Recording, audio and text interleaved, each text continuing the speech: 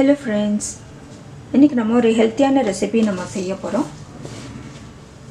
இது வந்து ஹெல்த்தியான இட்லி ஆர் தோசை எதுனா நம்ம செஞ்சிக்கலாம். இப்போ இதுக்கு வந்து நான் 1 கப் இட்லி அரிசி எடுத்துர்க்கேன், 1/2 கப் சன்னா எடுத்துர்க்கேன், brown சன்னா, 1/2 கப் பச்சை பயிறு, இதுக்கு வந்து 1/2 கப் உளுந்து, ஒரு 1/2 டேபிள் ஸ்பூன் வெந்தயம் எடுத்துர்க்கேன்.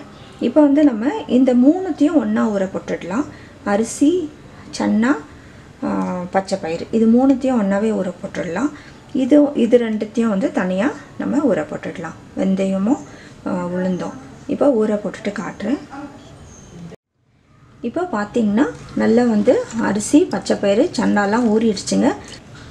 இப்போ நம்ம உளுந்தும் வெந்தயத்தை வந்து ஃபர்ஸ்ட் அரைச்சுக்கலாம். அதுக்கு அப்புறம் வந்து இப்போ நம்ம வந்து இது உளுந்து அரைச்ச பின்னாடி இதை நம்ம அரைச்சுக்கலாம். இப்போ எல்லாம் அரைச்சாச்சு. இப்போ நம்ம வந்து இதை கலந்து விட்டுடலாம். நான் வந்து நாளைக்கு காலையில் தான் வந்து உப்பு போட்டு நமக்கு தேவையானதை எடுக்க போகிறேன்.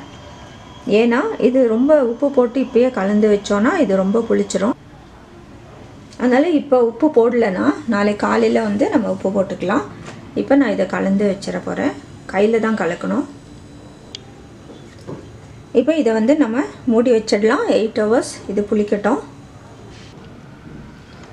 இப்போ மாவு நல்லா புளிச்சிருச்சு.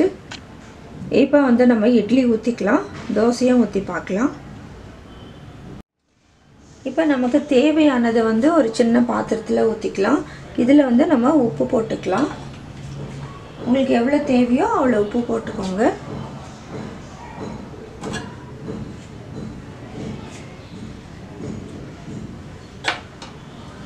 இப்போ இதில் வந்து கொஞ்சம் தண்ணி ஊற்றி கலக்கிக்கலாம்.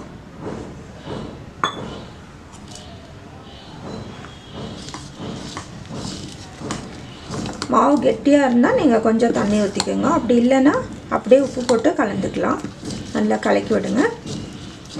இதை வந்து நம்ம இட்லி தட்டில் ஊற்றிக்கலாம். இப்போ நம்ம இட்லி தட்டில் ஊற்றியாச்சு. இதை வந்து நான் ஸ்டவ்வில் வச்சுட்டு வேக வச்சு எடுத்துக்கலாம். இப்போ நம்ம தோசையும் வந்து ட்ரை பண்ணிக்கலாம். இது இரும்பு தவால பண்ணுறேன்.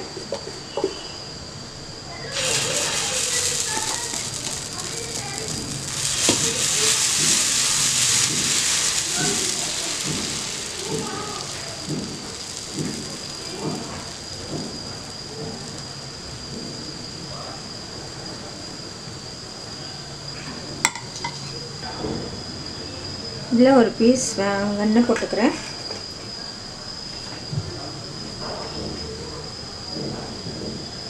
நெய் வெண்ணெய்லாம் ஊற்றிக்கலாம்.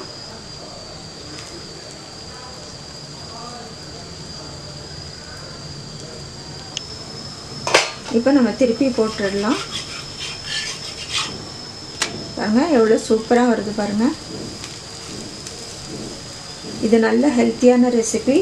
நம்ம ஜஸ்ட்டு வந்து வெறும் அரிசியில் இட்லி தோசை சாப்பிட்றத காட்டிலும் நமக்கு வந்து இப்போ இது மாதிரி வந்து ஹெல்த்தியாக பச்சை பயிறு போடு. இதில் வந்து என்ன போட்டிருக்கோம், பச்சை பயிறு, அதுவும் ப்ரௌன் சன்னா போட்டிருக்கோம். இது மாதிரி வந்து நீங்கள் செஞ்சு கொடுக்கும் போது நல்ல ஒரு ஹெல்த்தியாக வந்து இது இருக்கும்.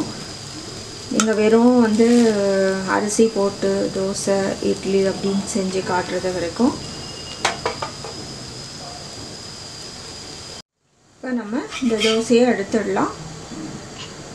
பாருங்கள் எவ்வளோ சூப்பராக வந்திருக்கு பாருங்கள்.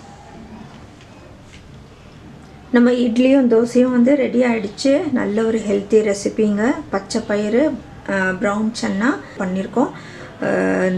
வெறுமனையாக வந்து அரிசி மட்டும் போட்டு நீங்கள் இட்லி பண்ணுறது தோசை பண்ணுறதை காட்டிலும் இது போல் நம்ம செஞ்சு கொடுக்கும்போது நல்ல ஒரு ஹெல்த்தியாக இருக்கும்.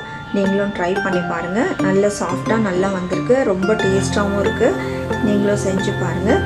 செஞ்சு உங்களோட கமெண்ட்ஸ் எங்களுக்கு போஸ்ட் பண்ணுங்கள். லைக் பண்ணுங்கள். மற்றவங்களுக்கும் நீங்கள் ஷேர் பண்ணுங்கள். நிறையா ரெசிபிஸ் இருக்குது. தொடர்ந்து பாருங்கள். தேங்க்ஸ் ஃபார் வாட்சிங்.